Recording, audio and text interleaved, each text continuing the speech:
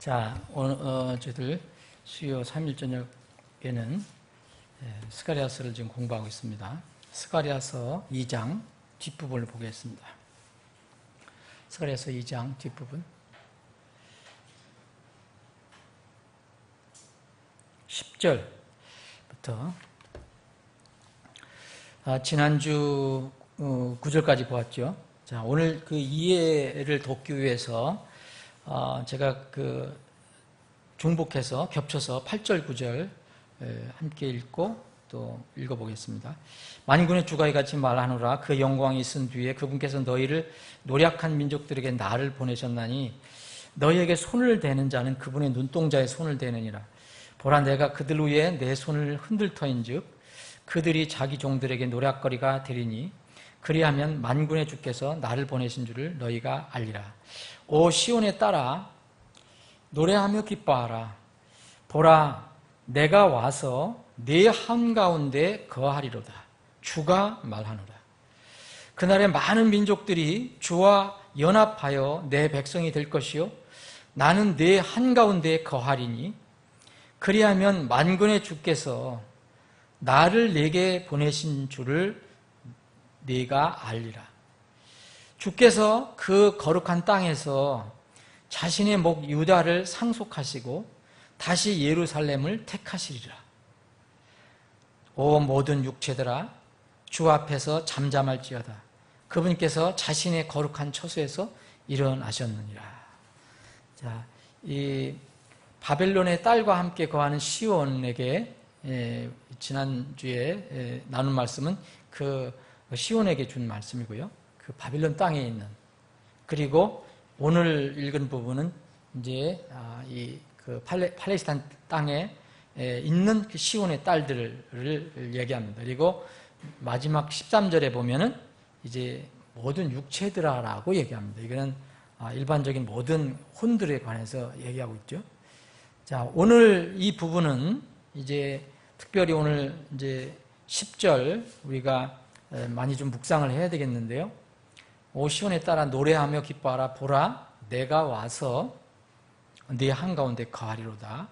이것을 누가 얘기한 거냐면 주가 말했다고 그랬습니다. 주가 말하노라. 굵은 구슬 주가라 그랬죠. 여호와 하나님인데, 킹제임스 성경에는 그 모든 것을 이렇게 다 로드로 표시했어요. 대문자, 소문자 차이가 있을 때도 있지만 그냥 주로 표시가 돼요. 우리는 이제 삼위일체의 그 진리를 우리가 믿고 있어요. 그걸 믿지 않으면 성경 어떤 부분에서는 이해하기가 곤란할 때가 있어요. 여호와의 증인들은 이런 것을 이해하기가 참 곤란해요. 왜냐하면 예수님이 이렇게 피조물로 생각하기 때문에. 근데 여기서는 주가 말씀하시는데 또 주께 또 요청을 하고 또 주께서 나를 보내셨다고 그러는데 그 나가 또 주예요. 이런 것들은 그 삼일체의 진리를 알지 못하면 참 이해하기가 어렵습니다. 고난의 역사로 점철되어 있는 것이 이 이스라엘입니다. 이스라엘 역사가 다 그렇습니다. 그런데 그 이스라엘에게 밝은 미래가 선포되었습니다. 시온에 따라 노래하며 기뻐하라라고 이렇게 선포하고 있습니다. 이 밝은 미래가 선포되었기 때문에 기뻐하라고 얘기한 겁니다. 노래하라라고 얘기한 겁니다. 그러면 왜 노래하며 기뻐하라는 이런 말씀을 하셨나 하면은 그 이유를 간단히 설명해 주겠습니다. 내가 와서 내 한가운데 거하리로다. 주가 말하노라. 이렇게 얘기합니다. 그러니까 이 시온의 딸들이 노래하며 기뻐할 이유가 여기서는 간단하게 주님께서 그들 가운데 거하시기 때문에 그렇다는 거예요. 거하실 것이기 때문에 이제는 기뻐하라는 것입니다. 이 말씀을 저는 오늘 많이 묵상을 했거든요. 사실 이렇게 묵상을 하면은 이것저것 또 책도 찾아보고 주석도 한번 참고를 해보고 또 영어도 읽어보고 우리말도 읽어보고 해보면은 이 간단히 그냥 읽고 지나가는 것보다 그렇게 할 때 많은 것을 이렇게 생각나게 합니다. 그래서 묵상이 이렇게 되새김질 같은 것이 굉장히 필요하다. 이스라엘이나 거듭난 그리스도인들은 그게 특성이 돼야 됩니다. 한번 이게 먹고 삼키는 것이 아니라 그것을 먹은 것을 계속해서 다시 이렇게 묵상하는 것, 되씹는 것이 필요합니다. 우리가 찬양하고 기뻐할 이유가 여기 나와 있는데 시온의 딸 가운데 주님께서 거하시기 때문에 그렇다는 겁니다. 이스라엘은 사실은 이제까지는 예수님이 하나님의 그 영이 떠나 있는 상태였죠. 그런데 다시 거하시겠다고 말씀하십니다. 그러니까 너희들은 지금 황폐한 가운데 있지만 아직은 기뻐하라고 말씀하고 있습니다. 그런데 우리는 이 땅에서 굉장히 환경이 좋은 환경에서 살고 있음에도 불구하고 우리가 기뻐하고 찬양하는 이유가 여기에 국한되어 있지 않고 우리는 보이는 여러 가지 환경, 상황 이런 것을 많이 생각하고 그것 때문에 기뻐합니다. 물론 우리의 환경이 이 상황이 좋아지면 그것도 기뻐할 일이 될 수도 있지만 하나님께서는 한 번도 환경이 좋아지고 조건이 좋아지기 때문에 기뻐하라는 말씀을 하시지 않았습니다. 하나님과의 관계에 있을 때 기뻐하고 이제 노래하라고 얘기하십니다. 그래서 우리가 하나님과의 관계를 분명히 확실하게 가지고 있다면 우리는 언제라도 기뻐할 수 있습니다. 지금 이 시대의 그리스도인들은 구원을 받으면 성령 하나님께서 오셔서 우리가 느끼든 못 느끼든 성령 하나님께서 우리 가운데 거하신다고 그랬어요. 내주하시는 하나님께서요. 못 느껴도 아무 상관없는 거예요. 하나님 말씀이기 때문에 실제 그런 것이고 우리가 육체적으로 못 느끼는 것이죠. 분명히 우리 안에 오셔서 거하신다고 그랬어요. 그래서 내주하시는 성령 하나님이라고 표현하잖아요. 이것이 우리의 영원한 기쁨과 찬양의 주제가 되어야 된다는 거예요. 그래서 바울 사도는 데살로니가 교회 그리고 빌립보 교회, 고린도 교회에 그렇게 얘기를 하지 않고 빌립보 교회와 데살로니가 교회에게 기뻐하라고 강조하고 있습니다. 데살로니가전서 5장 16절에 항상 기뻐하래요. 이건 그 어려움을 겪고 있는 데살로니가 교회에게 주신 거예요. 그리고 빌립보 교회에게도 아주 가장 가난했던 교회가 이 빌립보 교회인데 빌립보 교회에게 항상 주를 기뻐하라. 내가 다시 말하노니 기뻐하라. 이렇게 말씀하셨습니다. 그들은 환경이 어려웠어도 고난 속에 있었어도 가난 속에 있었어도 그런 원천이 있었다는 거죠. 우리도 환경과 상황이 어떠든 간에 주님의 말씀을 우리가 받았다면 그것을 명령으로 우리가 지킬 수가 있습니다. 그런데 우리는 실제 삶 속에서 보면 저도 마찬가지고 여러분들도 그러할 겁니다. 환경이 조금 좋아지면 마음이 좋아지고 즐거워하고 기뻐하지만 조금 뭐가 잘 안 되고 어려워지면 마음이 금방 수그러들어요. 인간이니까 어쩔 수 없지만 그러나 하나님께서 분명히 이렇게 말씀해 주신 건 뭐냐면 그 어려운 환경 속에 있는 시온의 딸 지금 겨우 바빌론에서 돌아와서 이제 황폐한 그 지역을 다시 회복시켜야 하는 그런 상황이라면 여러분 자유에 머문댔어도 얼마나 어렵겠습니까? 그런데 그 시온의 딸에게 기뻐하라고 얘기합니다. 그 이유를 얘기해줘요. 그것은 내가 와서 너희들 가운데 거할 것이기 때문이다. 이들은 물질, 명예, 성공 이런 것에 신경을 쓴 것이 아니고 하나님께서 자기들 가운데 거하시는 것 그것이 그들의 기쁨의 원천이 된 것이라고 했습니다. 주님이 우리 안에 거하신다는 것은 정말 깊은 의미가 있어요. 우리가 눈에 볼 수 없지만 주님이 우리 안에 거하신다는 것이 뭘까? 그러면 이스라엘 백성들이 그것을 우리에게 보여주었습니다. 우리는 구약 성경을 가지고 있어요. 구약 성경에는 많은 민족들 중에서 이스라엘 민족을 아브라함의 씨를 특별한 백성으로 선택하십니다. 그들이 잘나서 그런 게 아니에요. 하나님께서 그들이 수가 적기 때문에 택하셨다기도 했고 또 아브라함을 부르셔서 아브라함이 순종했기 때문에 그 아브라함의 자손들을 이제 택하셨습니다. 그 민족들을 아브라함의 민족들 이스라엘 백성들은 하나님과의 관계가 이제 세워졌는데 하나님께서는 그들에게 보이고 느끼는 것을 좋아하는 사람들에게 이렇게 얘기합니다. 성막을 지어라. 성막을 짓고 성소를 만들고 지성소를 만들어라. 그리고 거기에 이제 언약궤를 만들어라. 언약궤 위에 그 은혜의 긍휼의 자리를 만들어라. 시은 자를 만들어라. 내가 거기서 너희들과 만나겠다. 그래서 대표 제사장이 와서 이제 만나게 되죠. 이것은 뭘 얘기합니까? 하나님께서 이스라엘 백성에 거하신다는 것을 의미합니다. 함께 하신다는 것. 그래서 나중에 이스라엘 백성들이 하나님의 말씀을 순종하지 않고 하나님을 버려두고 자기들이 하나님처럼 살아갔을 때 이제 법궤를 이교도들에게 뺏기는 상황이 옵니다. 사무엘상에 보면 법궤를 뺏기잖아요. 블레셋에게 뺏기죠.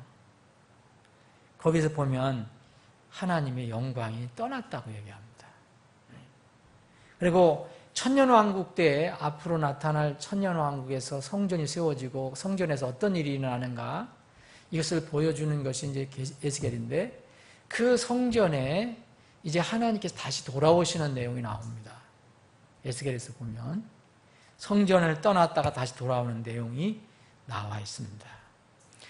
상징적으로 이스라엘은 법궤, 성막, 성소, 지성소를 통해서 하나님의 임재를 이제 알게 되었어요.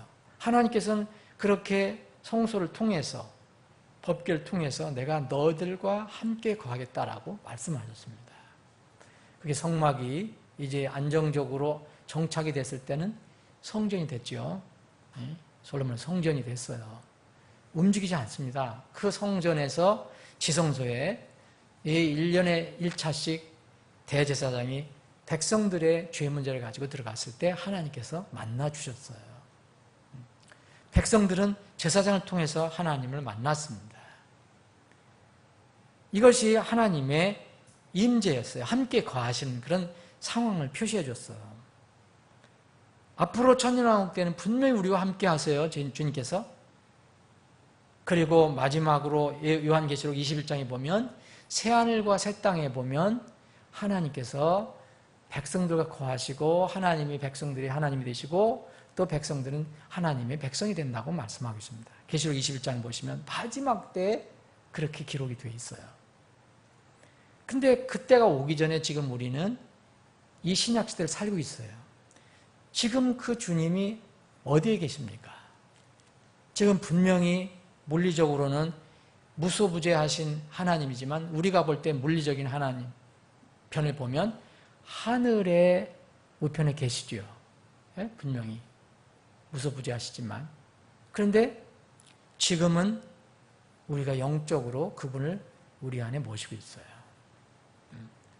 그분은 여기에도 계시고 하늘에도 계시고 무소부재하신 분이기 때문에 신약시대에는 그래서 주님이 우리와 함께 거하십니다. 이것이 뭡니까 여러분? 구원 받을 때 성령님이 오시는 거잖아요. 성령님이 하나님이잖아요. 주님이 거하신다는 것. 많은 사람들이 구원받고 나서도 주님이 거하신다는 그 깊은 의미 참 맛을 모르고 사는 것 같아요. 주님이 일단 우리와 거하신다. 전지전능하신 하나님이 우리와 함께 거하신다. 우리 안에서 우리의 몸을 성전 삼아서 계신다. 그런 자체는 엄청난 이런 일입니다. 주님이 거하심은 개인이나 단체나 국가의 밝은 미래가 되는 것입니다. 살아계심의 역사하시는 하나님, 세상의 역사를 주장하시는 하나님께서 거하시는 것에서 모든 소망이 나와요. 그럼 우리는 그 소망을 가지고 있어요. 우리는 미래가 불투명하지 않습니다. 불안하지 않습니다. 여기 오늘 10절에 이걸 2번 강조하고 있거든요. 내가 와서 내 한가운데 거하리라. 그랬죠? 11절에 보면 또 그 뒷부분에 보면 나는 내 한가운데 거하리니. 그렇게 또 반복적으로 말씀하고 있어요. 주님께서 거하신다는 것은 무엇을 의미합니까?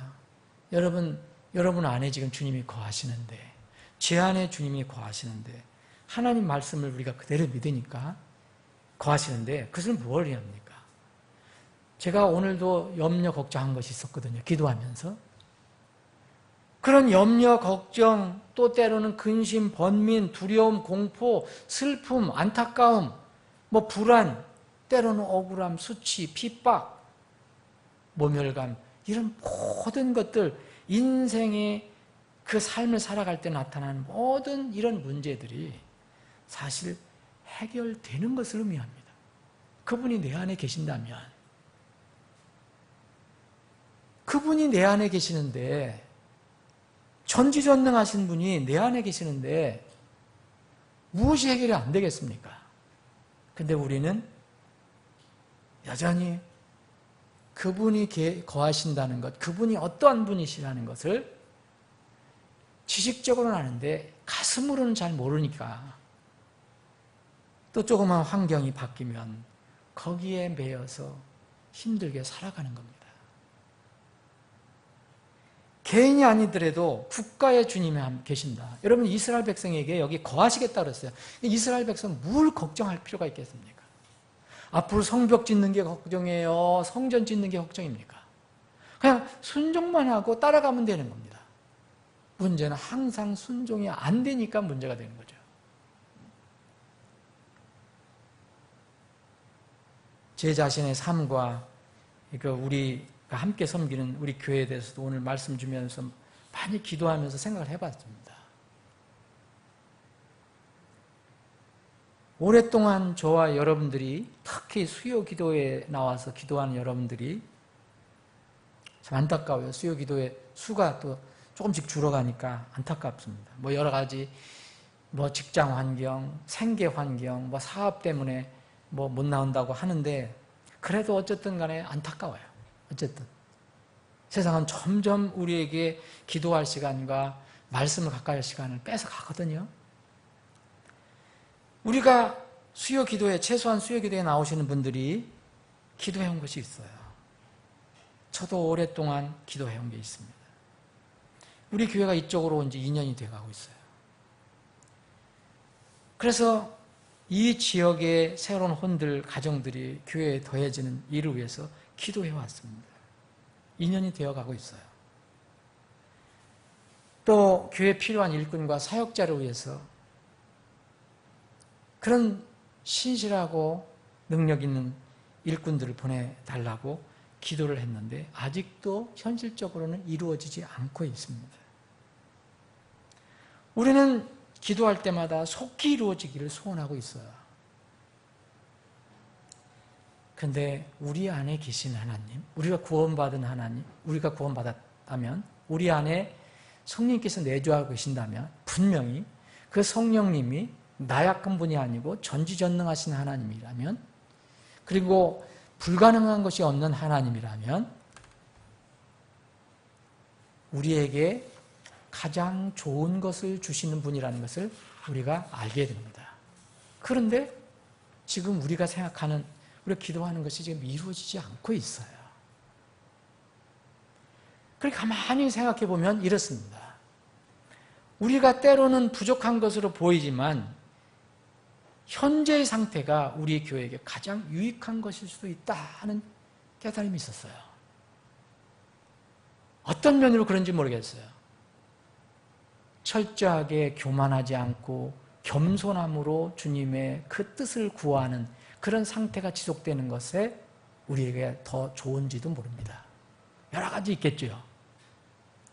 만약 우리가 하나님께 간구하는 것, 그 하나님께서 약속하신 그 기도 응답, 분명히 약속하신다 했는데 그 기도가 응답되지 않는 원인이 불의를 행하거나 우리가 불신을 가지고 있거나 하나님의 뜻을 어기는 것, 그런 것이 때문이라면 우리가 불의를 회개하고 하나님의 뜻을 따라 기도하기 전에는 이루어지지 않습니다.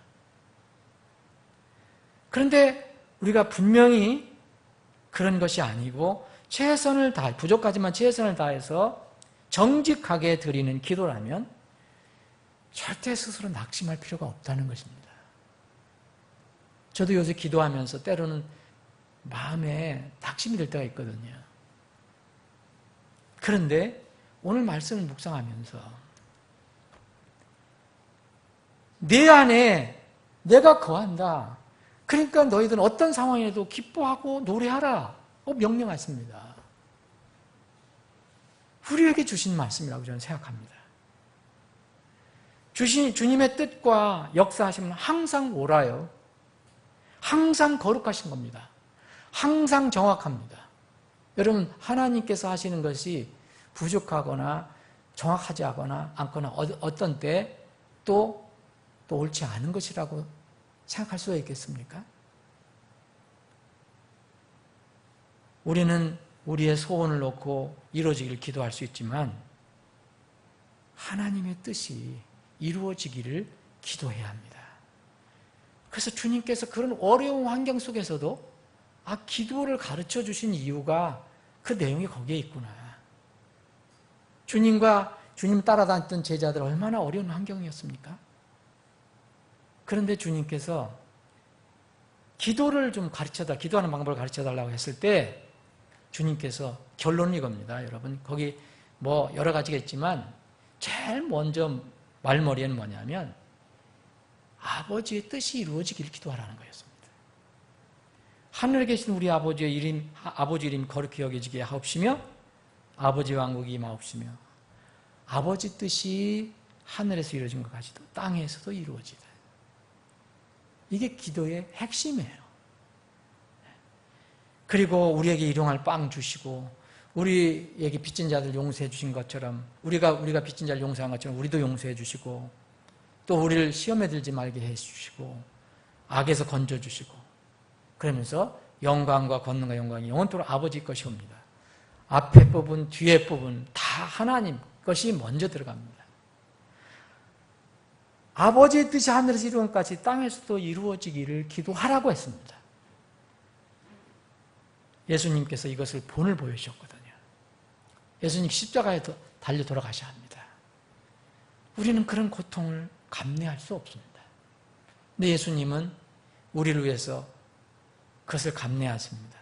겟세마네 동산에서 땀을 흘리시면서 기도를 하시는데 그 땀방울이 핏방울로 변했다고 그랬습니다. 아버지도 예수님도 육신의 몸을 입고 오셨기 때문에 인자 쪽에서는 고통을 받고 이런 육신의 고통을 이제 받기를 원치 않는 마음이 있으실 것입니다. 그래서 오 내 아버지여 가능하시거든 이 잔을 내게서 지나가게 하옵소서 그랬어요. 그러나 내 뜻대로 하지 마옵시고 아버지 뜻대로 하옵소서 그랬어요. 분명히 우리가 하나님께 요구할 수 있습니다. 기도할 수 있습니다. 그런데 내 뜻대로 마옵시고 아버지 뜻대로 하옵소서라고 기도를 하셨습니다. 사랑하는 여러분, 이 말씀을 한번 묵상하시고 여러분들 큰 위로를 받으시기 바랍니다. 전지전능하시고 우주 만물을 주장하신 하나님께서 거하시는 곳에 어느 나라가 침범할 수 있겠습니까? 이스라엘 백성이 지금 시온의 딸들에게 이야기합니다. 무엇이 두렵습니까? 하나님께서 거하시겠다고 하는 곳에 누가 공격하는 것은 자체로 자해 행위입니다. 네? 자해 행위. 그러면 여기서 우리가 무엇을 생각해야 합니까? 우리는 외부의 적을 막으려고 노력하기 전에 먼저 어떤 적이나 어떤 원수도 접근할 수 없게 하시는 전능하신 하나님을 모시는 것이 급선무라는 것을 알게 됩니다. 이것이 성경 전체가 가르쳐주는 영적 원리 중에 또 하나예요. 아주 간단하지만 이 원리가 전체에 깔려 있어요. 마귀를 내 힘으로 막으려 하지 말고 먼저 내 안에 전능하신 하나님을 모시라는 거예요. 그분한테 순복하고 그분한테 엎드리라는 거예요. 그러면 그런 뒤에 마귀를 대적하면 마귀가 물러간다는 거예요. 야고보서 4장 10절이 그 말씀합니다. 그러므로 너희는 하나님께 복종하라. 마귀를 대적해라. 그리하면 그가 너희에게서 도망하리라. 이스라엘은 역사적으로 수많은 외적의 침입을 받고 고통을 받아왔습니다. 주변에는 늘 호전적인 포악한 이교도 국가들이 둘러싸고 있어요. 이스라엘이 평화를 누리려면 자신의 힘으로 주변의 적대국들 다 물리쳐야 돼요. 다 제거해야 됩니다. 근데 사실상 불가능해요. 그 적은 나라가 어떻게 바빌론, 시리아, 이런 아시리아, 이런 이집트 이런 나라들 어떻게 물리칩니까? 그거는 참 요원한 일이에요. 이스라엘의 평화는 그렇게 해서는 정말 요원합니다. 그런데 하나님께서는 하실 수 있어요. 그들을 택하신 하나님께서 하실 수 있어요. 그들에게 말합니다. 시온에 따라 내가 내 가운데 거하리라. 마지막 때에 이스라엘을 대적한 이교도 국가들은 심판을 받아서 멸망하게 됩니다. 오늘 아까 우리가 같이 기도했지만 저도 나라와 민족을 위해서 기도할 때 그런 생각을 이 말씀 주면서 어떻게 생각해 봤어요. 여러분 앞으로 성경 말씀에 의하면 왕국은 이 세상에서 살아남는 왕국이 없어요. 나라, 우리말로 배우면 나라. 한국, 미국, 중국, 러시아, 무슨 이집트 이런 나라 이름으로는 살아남지 못해요. 왜 그러냐면 이미 하나님께서 예언해 놓으셨어요. 모든 국가는 나중에 그리스도의 왕국이 올 때 다 망합니다. 오직 그리스도 왕국만 세워져요. 그런데 우리가 민족을 위해서 기도해야 되는 이유가 있어요. 민족과 국가가 때로는 국가와 민족을 함께 얘기할 수도 있지만 엄밀하게 분리하면 국가와 민족은 다릅니다. 미국은 다민족 국가로 구성되어 있어요. 중국도 다민족 국가예요. 러시아도 이 러시아 사람들이 민족이 많지만 또 다른 민족들이 많이 있어요. 성경의 모든 왕국들은 망합니다. 그런데 민족들은 살아남는다고 기록이 되어 있어요. 마지막 천년왕국에 이스라엘 민족이 아닌 다른 민족이 이스라엘에 와서 하나님께 경배하는 장면이 나옵니다. 그들은 국가가 없어졌어요. 이제 모든 그리스도의 국가 안에 들어오는 겁니다. 그런데 민족은 있어요. 민족은. 그래서 우리는 민족을 위해서 기도해야 돼요. 저는 우리나라가 잘 되고 뭐 이런 것도 필요할지 모르지만 우리나라, 우리 민족이 마지막 때에 그리스도의 왕국이 세워질 때 쓰임받는 민족이 되었으면 좋겠다. 기도합니다. 그래서 통일이 필요한 거예요.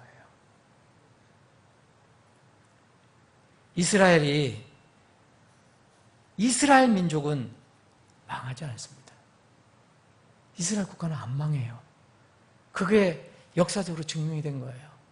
씨를 말리려고 했는데도 사탄이 히틀러를 통해서, 나치를 통해서, 다른 여러 가지 방법을 통해서 얼마나 많이 시도를 했습니까?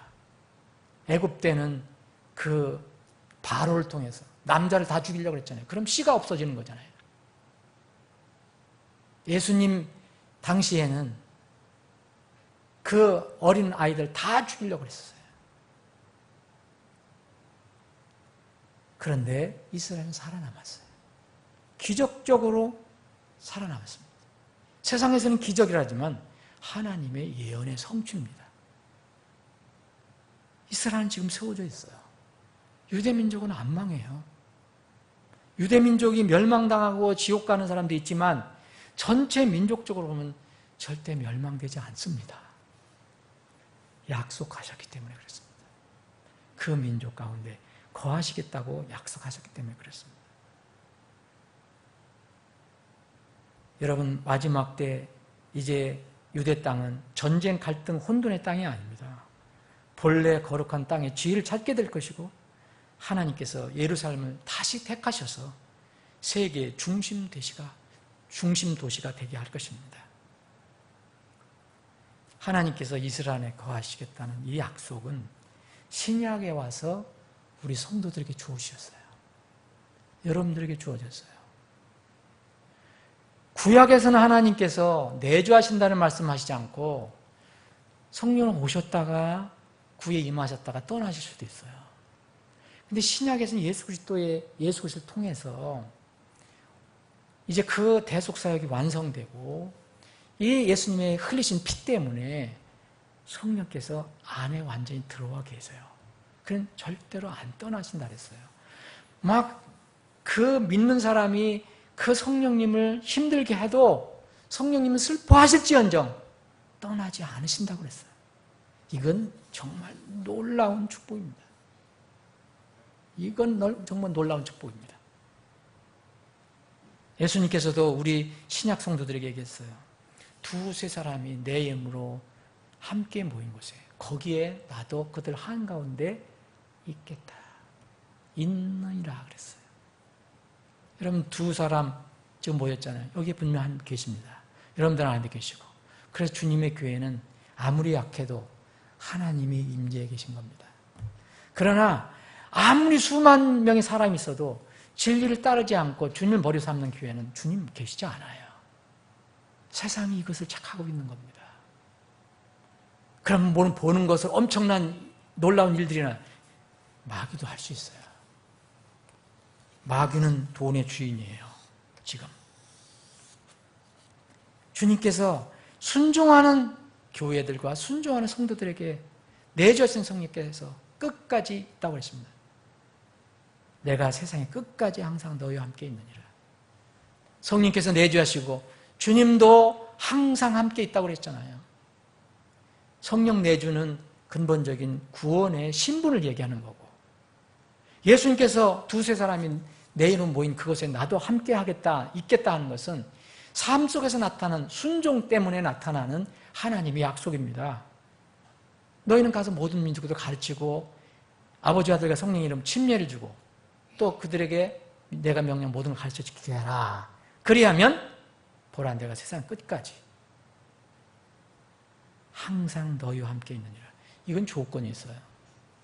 조건이 있습니다. 어디에야? 주님께 순종해야 가능합니다. 말씀 따라야 가능합니다. 주님께서 내주하시는 것뿐만 아니라 에베소를 보면 우리를 아주 밀봉해서 인을 쳐주셨다고 그랬어요. 그래서 한 번 구원받은 것은 영원히 안전한 겁니다. 그것 때문에 우리가 주님을 찬양할 수 있는 거예요. 오늘 이제 시간이 많이 지났는데 10절 한 절 가지고 우리가 오늘 묵상을 합니다. 시온에 따라 노래하며 기뻐하라. 보라 내가 누굽니까? 주 여호와 하나님입니다. 내가 와서 내 한가운데 거하리로다. 근데 주님께서 지금 여러분들과 저에게 이미 와 계십니다. 우리가 믿었을 때 그 약속을 받지 않았습니까? 근데 뭘 두려워합니까? 뭘 걱정합니까? 뭘 근심합니까? 오직 하나님을 찬양하고 경배하는 일만 우리에게 있습니다. 아버지 하나님, 오늘도 저희들에게 믿음을 주셔서 하나님의 집 진리의 기둥과 터에 모이게 하셨습니다. 비록 적은 약물이지만 주님께서 분명히 택해 주신, 그리고 성령님께서 내주해 주시는 하나님의 자녀들입니다. 이스라엘에게 약속해 주신 그 약속이 지금 이 시대에 예수 그리스도를 통해서 예수 그리스도를 믿는 혼들에게 다 주어졌습니다. 우리 안에 내주하고 계시는 성령 하나님께서 역사하실 때마다 우리는 순종하는 일만 남아 있습니다. 주님, 오늘 말씀을 통해서 다시 힘을 얻게 하심을 감사합니다. 그러나 저희들은 참으로 육신적으로 연약하기 때문에 이 사실을 우리가 인지하지 못하고, 또 인지하더라도 또 쉽게 잊어버려서 노래하며 찬양하며 기뻐할 원천을 잊어버릴 때가 있음을 고백합니다. 우리 안에 와서 내주하 계시는 주님을 찬양합니다. 우리 앞길을 인도해 주옵소서. 인도하신 대로 저희들을 순종하게 해 주옵소서. 우리 교회가 기도하는 기도 제목이 여전히 그대로 있습니다. 우리 사랑하는 지체들이 기도하는 기도 제목들도 있습니다. 주님, 우리는 육신을 가지고 있어서 때때로 이런 하나님의 진리의 말씀을 잊어버릴 때, 우리 환경과 조건을 볼 때 낙심할 때가 있음을 고백합니다. 저희들을 긍휼히 여겨 주옵소서. 우리 사랑하는 지체들이 낙심하지 않고 우리 교회가 낙심하지 않도록 주님께서 이제 이런 말씀을 더 깊이 생각나게 하시고 날마다 묵상하게 하시고 또 이렇게 우리가 주님 말씀을 붙들고 나아갈 때 주님께서 약속하신 그 기도를 응답하시고 이루어 주시기를 간절히 원합니다. 저희들이 해야 할 일이 있습니다. 이 지역의 혼들이 온전한 가정들이 아직 더해지지 않고 있습니다. 온전한 가정들과 그 온전한 많은 혼들이 진리를 찾는 혼들, 바른 교회, 바른 말씀을 찾는 혼들, 정말 진정한 구원을 찾는 혼들이 교회에 더해지도록 주님께서 역사해 주시기를 원합니다. 언젠가는 주님, 지금 이렇게 저희들이 참으로 적은 양무리로 모여있지만 이 자리가 주님의 양들로 차고 넘치고 찬양이 참으로 이 주에 퍼져 나갈 수 있는 그때가 있게 되기를 소망합니다. 주님, 우리 사랑하는 지체들이 지금 각자 기도 제목을 아뢰입니다. 주님, 그 기도 제목을 들어 응답해 주시옵소서. 살아계신 하나님임을 믿습니다.